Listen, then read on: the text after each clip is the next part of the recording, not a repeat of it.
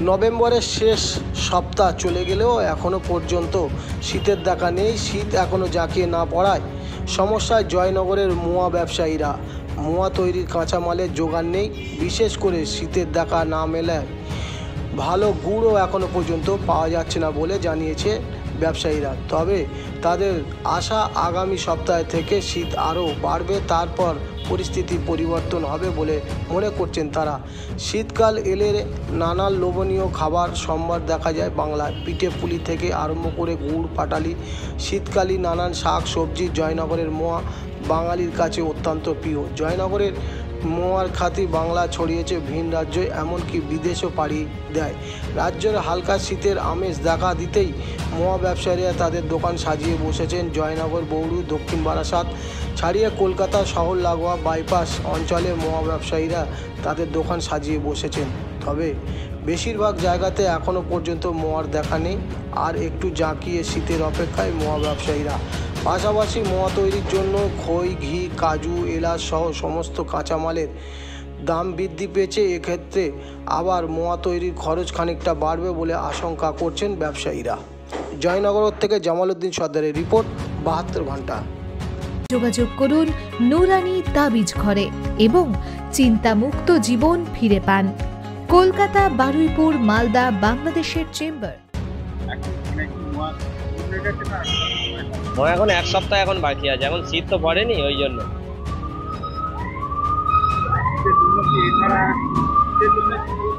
শীতের জন্যই মোয়া তৈরি হয়। আমাদের যে খেজুর গাছ থেকে রস এখন মানে খেজুর গাছ মুড়ো দেওয়া হচ্ছে, মুড়ো দেওয়ার পরেই আমাদের তবে রস পড়লেই তবে খেজুর গাছের গুড় দিয়ে মোয়া তৈরি হয়।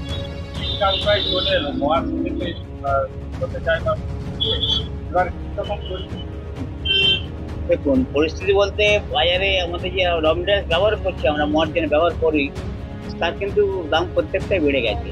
কি খই, কি ঘি, এবং দামটা অনেক বেড়ে গেছে, প্রায় ডবল বলে চলে।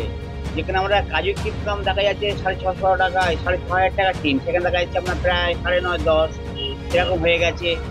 এলাচ তো মানে 2000 থেকে এখন প্রায় 3 এবং 50 টাকা যাচ্ছে। সেই কোয়ালিটির এলাচ প্রায় 32-33 হয়ে গেছে।